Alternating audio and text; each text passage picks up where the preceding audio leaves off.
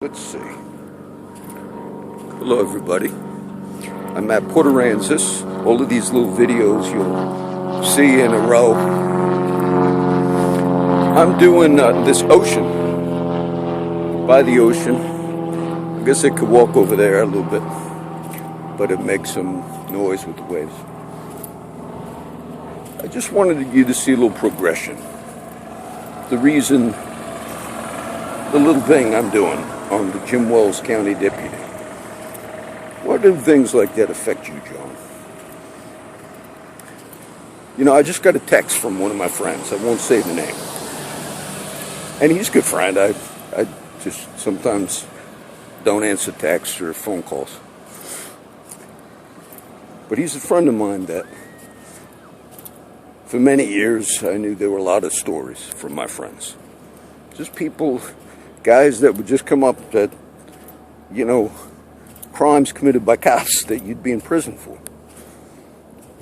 And this particular friend had told this whole story already on the site. But he informed me how they all knew. Supervisors knew this cop was committing crimes because they later went to him and promised he won't do this again. Things you'd be in prison for. It showed me, this is what I'm trying to give you a feel. It showed me that the way civilian departments deal with criminals on their department is to try to not let anybody know and to let the crime go. And if he commits those crimes multiple times, to, you know, well, please try not to do it again. But these are crimes. You know, this one is assault and battery. The guy that got targeted wasn't an arrest. It was a cop that stopped my friend. And I know from history, from all the guys, if he stops somebody and they don't have drugs on him, he gets mad. Because sometimes they do have drugs on them. And so if he stops and they don't have it, this is not a one-time thing. He gets real mad and then tells them, I'm going to, you know, take my uniform off and I'm going to jump you. And he did. He does. But all of this, and I'm not dealing with him anymore, but all of this showed me that the level of crimes that are committed by police officers, even with the knowledge of their supervisors, they let it go on. They let it go on for various reasons, but they let it go on. The silly thing that you might think is silly about this sheriff's deputy, at this stage, the only way I could feel safe with my daughter living in Jim Wells County is for that guy to get fired. Because there are two ways you deal with harassment. I don't deal with harassment by hiding and keep your head down. A lot of my homeless friends over the years, they were told things like look forward, and cops would say things to them out of the vehicles. And then they were told finally, stop it. They want to keep you like in a state of oppression. And in this little Jim Wells, I'm naming all these Jim Wells deputies. When I talked to the lady on the phone at the Jim Wells Sheriff's Department, I told her, I said, that's why I'm doing these. She found the site. I said, look, I deal with police issue. Who are we? Who do you mean we? I said, look, I'm the director of Corpus Christi Outreach Ministries. I deal with police abuse. So she Googled it, so now she can read all these. There's enough cause for that man to get fired, that deputy. Notice how tricky it was. He knew he was doing an illegal act by putting that this vehicle is abandoned, parked legally, for maybe 3 hours when he stuck that tag. Legally. Legal vehicle parked legally. We deem it abandoned. He wrote his name where you couldn't read it. Because he knows he has to put a name on the thing, so he figured, well, if anything happens, nobody can read my name. So they know who he is. But when my daughter just mentioned off the cuff, why are they passing by? She was the form of harassment. When you cops get in your vehicles and go pursue people, you carry all the weight of your department. It's a shame that you carry weapons after assaulting people, after threatening to kill people, and in one case killing them, and running around with weapons. Do you not think that has an effect on people? And the fact that I tried my best in the Jim Wells County situation to actually kowtow. It's legal for me to park where I was parking, but just for the sake of my daughter, I kind of submitted. But then when you get the chance to go by her house every day, slowly, and it without her knowing any of that I'm dealing with it, it showed me now she's affected by it. So with that Jim Wells County deputy who should be fired. Now legally I could get his name, post the name, legally. You know, when you write a ticket or anything, legally you're supposed to, the person's supposed to know all that. The fact that you wrote your name on there where I couldn't read it, it's another thing that you did that was the criminal mind. So that's why John is writing all the, not because John, it's because his daughter has now been affected by the criminal activity that goes on every day. My one friend, wow, John, my one friend told me when that cop stopped him here, where I live, Flower Bluff, he was mad. And then the cop went and got out of uniform. My friend went to the store, and he didn't know who jumped him, but somebody beat the hell up, beat him merciless to a pulp. Later, oh, it's that cop. Unbelievable. And they knew about it because they'd go to my friend's house who got assaulted. They said, you know, we promise you won't do it again. Let me ask you, if you have officers raping 4-year-old girls, will you say, oh, John, well, no, then we'll just... If you permit crimes to go on, small, large, where is your degree? It's criminal activity that you cover that stuff up. So that's why John's making all these Jim Wells deputy things. Not that it was such a big thing. I did what that deputy wanted me to do. But then he had it in his head, I'm going to go, and maybe he was saying, I'll see if his car's ever there. But my daughter got affected by it. They're going by again, Dad, and slow and affected. And then you go home, you all need to be fired. You need to be fired. You need to be fired. So there are laws against all that. Lawbreakers do not keep laws. Lawbreakers do not keep laws. Lawbreakers do not keep laws. That's why they do those things. It is within their nature. It's in the nature of the criminal mind to break the law. Constantly, consistently, from sunup to sunset. And whenever they murder somebody, they immediately continue breaking the law by making it look like the people they murdered did things that they didn't do.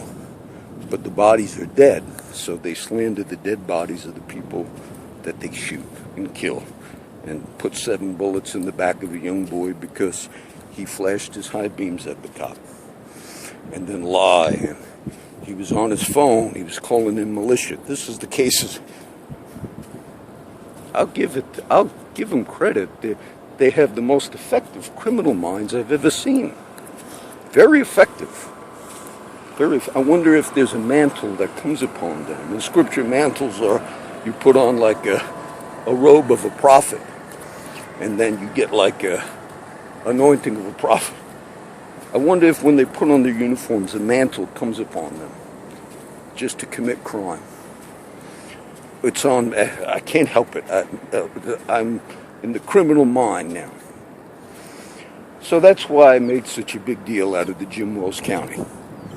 Because the only way now I could feel safe for my daughter, I was so uneasy when I heard her say that. And when people are under harassment, they think, what should I do now? But in the case of my daughter, it's like, oh, I don't know how they're harassing her out there.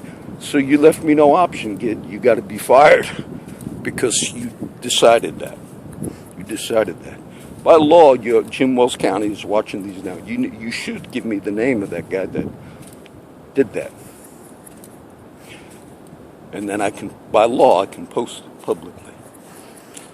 But that's why I made a big deal out of it. So my daughter felt nervous. There they go again, dead in front of the house. They're growing real slow. They have this whole county to patrol. Why only in front of my house?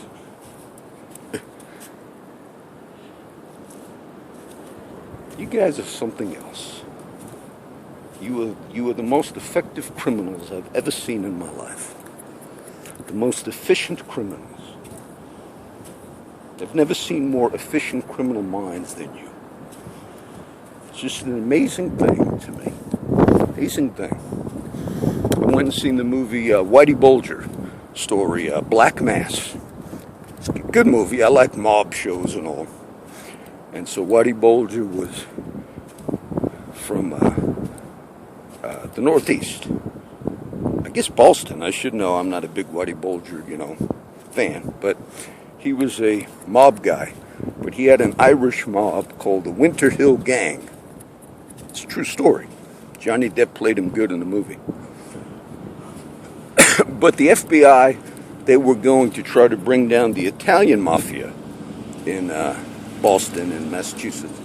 So they kind of enlisted Whitey Bulger, who had that Irish gang, Winter Hill Gang. And so they said, there's a debate, because Whitey Bulger was on the run for many years, and he just got caught a couple years ago and was big in the news. But there's a debate whether Whitey Bulger was an informant or he just agreed to work with the FBI because one of the guys, I think his name was Connolly. I know John Connolly was the senator from Texas, or guy that got shot at Kennedy's thing, but I think this guy's name was similar to it. He was FBI, and he knew Whitey Bulger when they were kids. And Whitey Bulger kind of stuck up for him once when they were kids.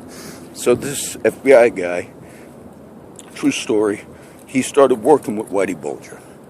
Working with him in the sense of, give us any info you know about the Italian mob.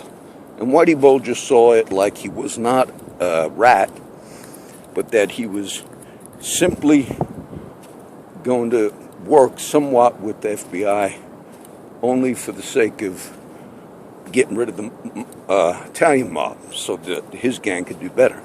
But there was corruption, and then there was trials because the FBI was involved in that thing with criminal activity.